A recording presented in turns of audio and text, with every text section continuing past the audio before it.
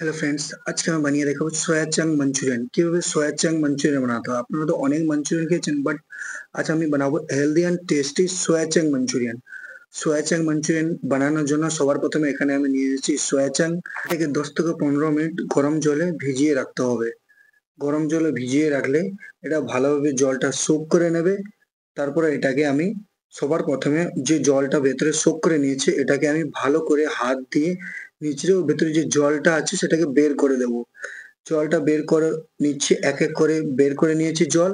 তারপরে এখানে সবার প্রথমে আমি দিয়ে দিলাম চিলি ফ্লেক্স, তারপরে এখানে দিয়ে দিলাম সল্ট, তারপরে এখানে দিয়েছিলাম অ্যারোমেট পাউডার। তারপরে ভালো করে হাত দিয়ে এটাকে মিশিয়ে নেবো। মিশিয়ে নেওয়ার পরে এখানে দিয়ে দিলাম আমি অল্প পরিমাণে ময়দা, আর এখানে দিয়ে দিলাম অল্প পরিমাণে কর্নফ্লাওয়ার।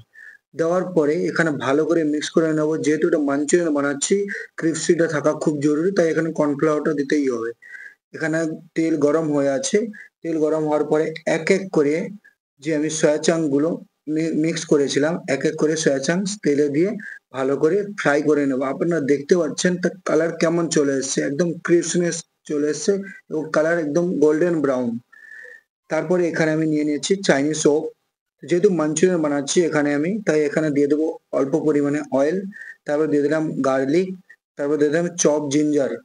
ভালো করে মিক্স করে নিতে হবে। তারপরে দিয়ে দেবো এখানে গ্রিন চিলি। তারপর দিয়ে দেবো এখানে স্প্রিং অনিয়ন।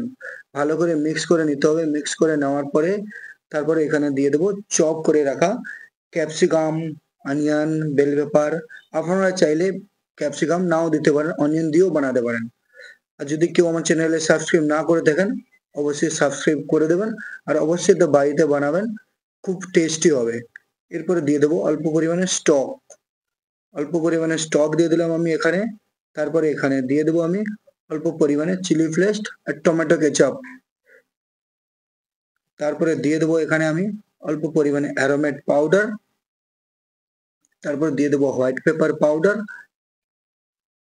তারপরে অ্যাড করব আমি এখানে dark soya sauce. Dark soya sauce এখানে ইউজ করলাম। তারপরে এখানে ইউজ করব সিসমি অয়েল। সিসমি অয়েলের ফ্লেভারের জন্য এখানে সিসমি অয়েল ইউজ করছি। আপনারা চাইলে ইউজ করতে পারেন, নাও করতে পারেন। তারপরে এখানে দিয়ে দেবো কুচি করে করিয়ান্ডার চপ করে রেখেছিলাম সেটা। তারপরে এখানে দিয়ে দেবো অল্প পরিমাণে সল্ট। ভালো করে মিক্স করে নিতে হবে। আপনারা দেখতে পাচ্ছেন কেমন করে মিক্স করছি। এখানে দিয়ে দেবো স্টার্চ পাউডার। আপনারা চাইলে কর্নফ্লোর দিতে পারেন, কার মধ্যে পটেটো স্টার্চ থাকলে পটেটো স্টার্চও দিতে পারেন। গ্রেভি ঠিক হয়ে গেছে। এরপরে আমি যে ফ্রাই করে রেখেছিলাম সয়া চাংস সেটাকে ভালোভাবে দিয়ে আমি এভাবে টস করে নিচ্ছি। আপনারা দেখতে পাচ্ছেন এভাবে টস করে নেবেন এবং বাড়িতে বানাবেন, খুব tasty and healthy soya chunk Manchurian. আপনারা দেখতে পাচ্ছেন সয়া চাং মাঞ্চুরিয়ান এখন পুরোপুরি ভাবে রেডি হয়ে গেছে। রেডি হয়ে গেছে হেলদি অ্যান্ড টেস্টি গরমা গরম soya chunk Manchurian. Soya chunk Manchurian খেতে যেমন খুব স্বাদ এবং টেস্টি এবং হেলদি। যারা আমরা এখন বলে থাকি সয়া চাং মাঞ্চুরিয়ানকে কেউ বলে থাকেন ভেজ চিকেন, বাড়িতে অবশ্যই বানাবেন।